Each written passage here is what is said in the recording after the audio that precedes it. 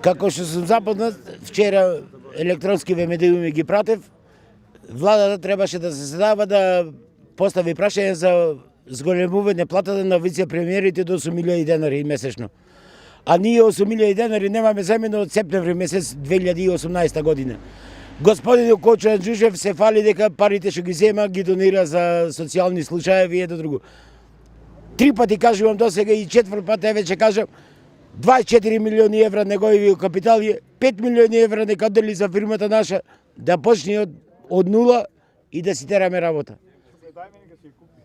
Како може 8.023 денари, точно ќе ви кажам, законски предложено од владата да му се покачи платата на вице-премиерите. А ние со месеци платата не земаме, а одиме на работа и прва, и втора, и трета смена. Кај е слухот на власта, не знам.